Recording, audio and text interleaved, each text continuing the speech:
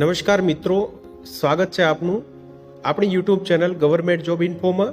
આજે આપણે વિડીયોમાં વાત કરવાના છે કે જે નિર્મલા માતા હાઈસ્કૂલ દીવમાં જે આવેલી છે તેમાં લેબોરેટરી ટેકનિશિયન માટેની ભરતી આવેલી છે। મિત્રો વિડીયોમાં આપણે જોશું કે શૈક્ષણિક લાયકાત શું હશે, વયમર્યાદા શું હશે, અગત્યની તારીખો શું છે, ક્યારે એપ્લાય કરવાનું રહેશે, કેવી રીતે એપ્લાય કરવું, તેમજ પગાર ધોરણની વાત કરીએ મિત્રો તો અહીંયા 25,500થી લઈ 81,100 સુધીનું આપણે જે પગાર ધોરણ મળવાપાત્ર રહેશે મિત્રો। તેની સાથે આપણે જે ડીએનએસ એલાઉન્સીસ છે, એચઆરએ છે, તેમજ અન્ય જે કેન્દ્ર સરકારે નક્કી કરેલા જે ભથ્થાઓ છે તે પ્રમાણે અહીંયા પગાર ધોરણ મળવાપાત્ર રહેશે મિત્રો। લેબોરેટરી ટેકનિશિયનની જે આ ગ્રેડ 2ની જે ભરતી છે મિત્રો તે કાયમી જગ્યા માટેની આ ભરતી આવેલી છે। નિર્મલા માતા હાઈસ્કૂલ જે દીવમાં આવેલી છે તેના અંતર્ગત આ ભરતી આવેલી છે મિત્રો। વિડીયોમાં આપણે વિગતવાર જોશું। મિત્રો તમે જોઈ શકો છો અહીંયા નિર્મલા માતા હાઈસ્કૂલ જે દીવમાં આવેલી છે ફિરંગીવાડા દીવમાં, તેમાં તારીખ 9 માર્ચ 2024ના રોજ આ જાહેરાત આવેલી છે। તમે જોઈ શકો છો NMHS એડવર્ટાઇઝ 2023-24 294 નંબરની આ જાહેરાત છે। Applications are invited for appointment by direct recruitment to the post of laboratory technician grade 2 in Nirmala Mata high school Diu. Grant in aid એટલે કે ગ્રાન્ટેડ આ શાળા છે મિત્રો, હાઈસ્કૂલ છે, તેમાં અહીંયા લેબોરેટરી ટેકનિશિયન માટેની ભરતી આવી છે। જગ્યા માટે વિગતવાર માહિતી જોઈએ મિત્રો તો લેબોરેટરી ટેકનિશિયનની ગ્રેડ 2ની આ ભરતી છે। Group C non gazetted post છે। ડાયરેક્ટ રિક્રુટમેન્ટ માટે તમને પગાર ધોરણ મળવાપાત્ર રહેશે અહીંયા લેવલ 4 પ્રમાણે। પે મેટ્રિક્સ 25,500થી 81,100 સુધી, જેમાં આપણે જે છઠ્ઠા પગાર પ્રમાણે વાત કરીએ તો 5,200થી 20,200 પ્લસ 2400નો ગ્રેડ પે મળવાપાત્ર રહેશે મિત્રો। તમે જોઈ શકો છો એક જ જગ્યા છે અહીંયા અનરિઝર્વ કેટેગરી માટે।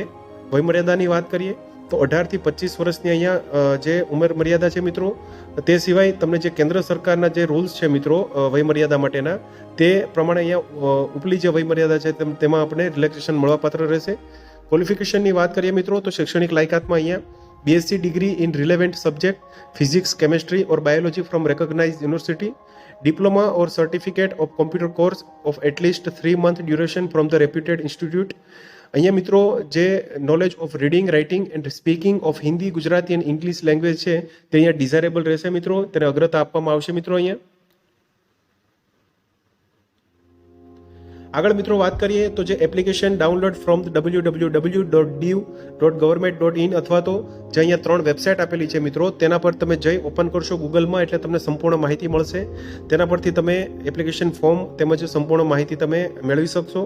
Duly fill along with self attested copies of education and professional qualification experience photo ID should reach out office on or before 30 March 2024 by 12 noon at the address mentioned in the application form। મિત્રો આપણે નીચે જોશું application form, તેમાં address આપેલું છે, ત્યાં તમારે 30 March સુધીમાં આપના જે સંપૂર્ણ ડોક્યુમેન્ટ, એજ્યુકેશન જે શૈક્ષણિક લાયકાતના તેમજ એક્સપિરિયન્સ તેમજ ફોટો આઈડી પ્રૂફ આપને મોકલવાનું રહેશે મિત્રો। Attested copy of domicile certificate issued by mamlatdar of union territories of Dadra Nagar Haveli and Daman Diu to be attach along with application form. The applicant should affix one recent passport size photographs। મિત્રો passport સાઇઝનો એક photograph તમારે ચોંટાડવાનો રહેશે। If the candidate found eligible after scrutinizing application shall have to appear for written test, the date of written test and other details will be sent to the eligible candidate। The candidate will not be paid at any TADA। મિત્રો અહીંયા TADA આપવામાં નહીં આવે, તેમજ અહીંયા application પહેલાં આપણું સ્ક્રુટિનાઇઝ થશે મિત્રો, ત્યારબાદ જે સિલેક્ટ થશે તેને રિટર્ન ટેસ્ટ માટે બોલાવવામાં આવશે। રિટર્ન ટેસ્ટ માટે જ્યારે બોલાવવામાં આવે ત્યારે મિત્રો ફોટો આઈડી આપણે પ્રૂફ તરીકે સાથે આપવું પડશે।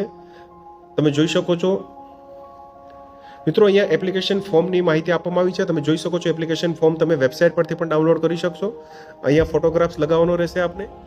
એડ્રેસ અહીંયા આપેલું છે નિયર મ્યુઝિયમ ફિરંગીવાડા દીવ, પિનકોડ છે 362520, કોન્ટેક્ટ નંબર અહીંયા લખેલો છે 02875 296006 પર તમે વધુ માહિતી માટે સંપર્ક કરી શકો છો। તમે તેમજ ઈમેલ આઈડી પણ અહીંયા આપેલું છે, ત્યાં તમે જો તમારે કોઈ ક્વેરી હોય તો તમે લખી શકો છો। અહીંયા એપ્લિકેશનનું નામ લખવાનું છે મિત્રો, બ્લોક લેટરમાં જ લખવાનું છે એટલે કે કેપિટલમાં જ લખવાનું છે ઇંગ્લિશમાં। ફાધર નેમ છે, residential address with contact number, date of birth, gender and domicile ક્યાંનું છે મિત્રો તે તમારે લખવાનું રહેશે, ગુજરાત છે, દીવ છે। એજ્યુકેશન ક્વોલિફિકેશનની વાત કરીએ તો name of exam, board, university, year of passing અને પર્સન્ટેજ અહીંયા લખવાના રહેશે મિત્રો। તમે જોઈ શકો છો અહીંયા જે information document regarding education qualification જે અહીંયા તમારે એન્ક્લોઝ એટલે કે સાથે બિડાણ તરીકે જોડવાના છે, તેમાં SSCની માર્કશીટ છે, BSc ની માર્કશીટ છે, તેમજ ડિગ્રી સર્ટિફિકેટ છે, 2 પાસપોર્ટ સાઇઝના ફોટોગ્રાફ તાજેતરના, birth certificate, living certificate, domicile certificate, જો દીવ દમણના હોય તો, copy of Aadhaar card, election, driving licence, તેમજ અહીંયા એક્સપિરિયન્સ જો આપને પાસે હોય તો તમે એક્સપિરિયન્સ પણ અહીંયા તમારે લખવાનું રહેશે મિત્રો. છેલ્લે તમારે એક ડિક્લેરેશન આપવાનું રહેશે મિત્રો. તમે જોઈ શકો છો, I declare that I fulfil the condition of eligibility regarding age limit, education qualification and experience for the post of laboratory technician grade 2. I declare that all the statement made in this application form are true, complete and correct to the best of my knowledge and belief. I understand that in the event of any information being found suppressed, false or incorrect, or ineligibility being detected before or after the examination, my candidature appointment is liable to be cancelled. એટલે કે જો જે માહિતી મેં આપી છે તેમાં કંઈ પણ ભૂલ હશે અથવા તો ખોટી માહિતી આપેલી હશે તો તેના માટે જવાબદાર હું રહીશ મિત્રો.